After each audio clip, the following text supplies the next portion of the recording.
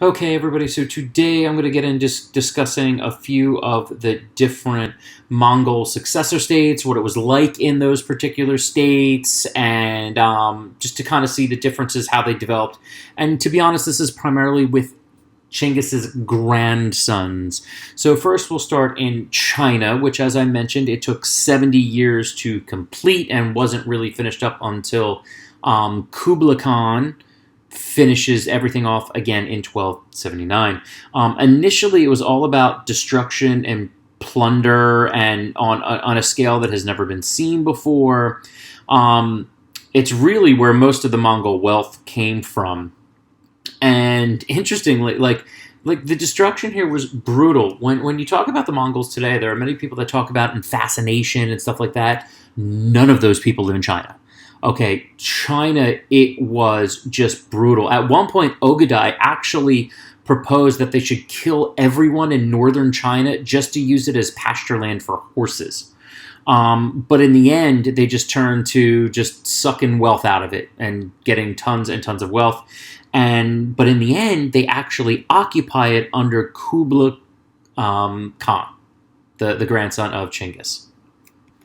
And they will create the Yuan Dynasty, which officially is started in 1289 under Kublai. They do build a brand new capital city, which was called Kambalik, and today you know it as Beijing. And they also try to create a new history. Kublai has scholars create a family history, kind of gives them Chinese names, almost kind of have them as like related to the Chinese to make it seem like, hey, this isn't a big deal. But as you can see, pretty impressive sized dynasty, pretty huge. Actually, even takes over part of the Korean Peninsula as well. Tried to do Japan, but again, monsoons didn't work out real well. So the policies here are kind of very interesting. They're going to be really big on infrastructure. They're going to build roads, canals. They will also patronize the arts. They are, of course, really going to focus on the herds, and there's still going to be lots of land for horses because that is where the bulk of the power of the army is. But along with the arts and scholars, they're going to try to do a lot to foster cultural things. On the left there, you see pottery from the Yuan Dynasty. You see sculpture from the Yuan Dynasty. Lots of writings from scholars as well. And because of this, they actually try to ease up, interestingly enough, on torture and the death penalty. So that's like a bonus. All right. Religion is pretty important. They are going to use a variety of Confucian rituals, so they'll keep going on with Confucianism. They're going to build Taoist temples, and many of them will actually embrace and convert, if you will, to Tibetan Buddhism, which, you know, from going from complete and utter destruction to embracing Tibetan Buddhism, very, very interesting. On the right there, you see a Taoist temple that was built by the Yuan Dynasty. So again, embracing a multitude of religions, so all the gods like us. But they are still separate, okay? They don't adopt everything from China. Most of their advisors were actually women, typically the wives of Khans, and that's something that really never happened in China, and a lot of the Chinese didn't like it. They are going to tax agriculture, which really hadn't been done before, and a lot of people weren't liking either. I have their living arrangements. Many Mongols still live in kind of tent cities that they will set up outside the Chinese cities, and in many ways still keeping themselves apart. Yes, the leadership of the Yuan Dynasty, the sons and grandsons of Kublai, will start to dress in like Chinese emperors, and they'll use Chinese names and stuff like that, but the Mongol people don't really intermix. There's no blending of culture there. They don't use the civil service system, and a lot of times they bring in outside people like Muslims to be administrators, and often kept Chinese officials from rising up in the ranks too hard. Intermarriage was absolutely forbidden, and actually, as much as they allow Chinese scholars to write stories about them and stuff like that, Chinese scholars were actually forbidden from learning the Mongol language. So that was very, very interesting. Now, oops, sorry, skipped ahead. Eventually, and we'll talk about this later, they do get overthrown by the Ming Dynasty, which is kind of one of the Ming's claim to fame and one of the largest and most impressive dynasties that most people know of today. But that's not going to be for a while. So in China, you have them taking over, but you still have like the Mongols over here on the left, the Chinese over here on the right. You're not going to get that like blending that you might see in other places. And an interesting other place that we talk about here will be the Ilkhanate that is set up in Persia. The first time they invade is from 1219 to 1221. They break a lot of stuff, but then they come back in 1251 through 1258, and they literally destroy everything. Actually, there are many people today, and the whole idea is that they blame the current climate in the Middle East on the Mongols. And to a certain degree, that would be true because under Mongol attack, irrigation channels were destroyed and then later neglected. And so actually thousands upon thousands upon thousands of acres of what used to be farmland actually gets swallowed up by the desert. So maybe. It was so bad that many Muslims referred to it as the end of days. They literally thought the world was ending. Remember, because in the 1200s, the Muslim empires starting in 1096, they've been getting attacked by the Europeans in the Crusades that went all the way into the 1200s. Then the Mongols come in and they just kill everybody in the Khwarezm Empire. Like I said, the Mamluks are able to hold them off, but everybody else just gets whacked. And I mean, it's utter destruction. Just in the city of Baghdad, they kill 200,000 people. Like it's brutal. And this will be the Ilkhanate of Persia that lasts for about a century. That is set up there, as you can see. Much of Turkey, Syria, Iraq, Iran.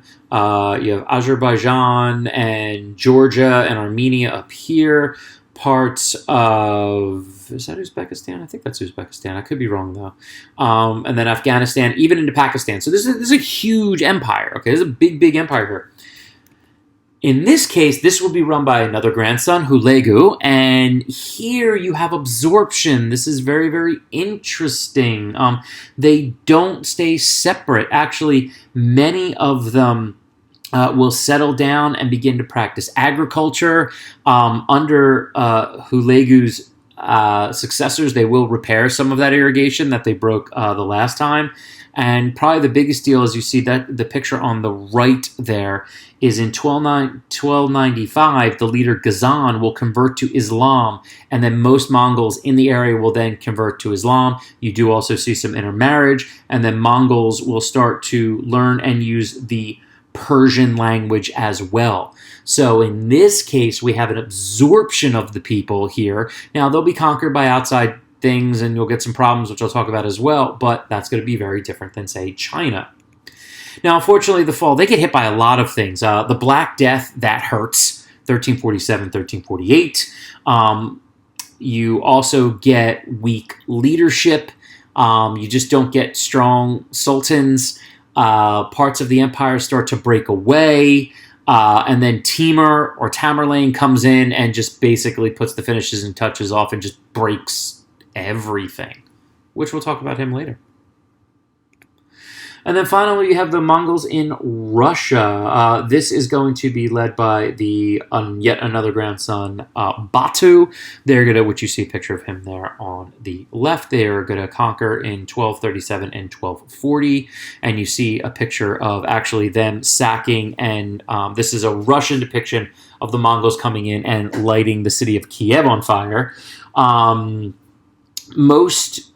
What helped them, I say here, easier to conquer, is even though you have the Kievan Rus, they really weren't unified. The land had started to break down prior to this point. Most of it was just cities and areas controlled by different princes. They really didn't have any type of cavalry. And so the Mongols just came in and destroyed everything.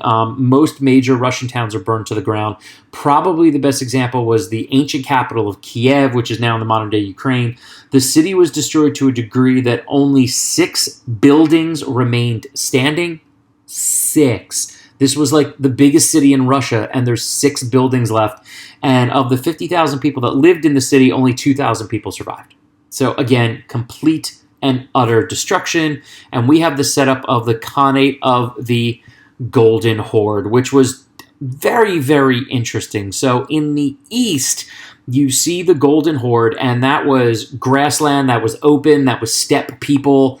That area is where the bulk of the Mongols lived. The green area is the area that was controlled by the Mongols, but where the Russians lived. Okay, and so this is going to be a bit different. The Mongols really didn't see much in the way of resources here. Now, Russia does have a lot of resources, but a lot of them are underground, and a lot of them things like furs, which the Mongols really didn't do, and we're not mining coal yet or oil or any of that type of stuff. The farmland was okay, but they really didn't want it. So, also, there was a fairly unsophisticated economy here. Russia is a little behind everything. Like, Novgorod wasn't too bad, and Moscow was starting to grow as a city, but for the most part, it really wasn't a very sophisticated economy. They will export any craftsmen and stuff like that, but they don't really have cities that are connected to the Silk Roads, and so for the most part, they're just going to stay on the steppe, and that's it. And so what they do is they set up a tribute system, as you see here is a picture depicting Russians paying tribute to the Mongols. So Russian princes were basically set up, and they were permitted to run specific areas of the land. They had to send massive tribute to the Mongols every year. The Mongols will be based out of the city of Sarai, which is in the lower Volga River Valley. That is closer to some of the Silk Roads that were established, so that's why they were there. The princes liked it because they could shave off the top. So they would shave some of the money off, and they would make themselves wealthy by still making sure sending money to the Mongols. And if you worked with the Mongols, they would reward you. Specifically, this led to the rise of Moscow as the center of Russian power, because they pretty much collected the most tribute for the Mongols. So they led a little bit of a larger lifestyle there, and the city got some resources, so it started to grow. So that's how Moscow will eventually become.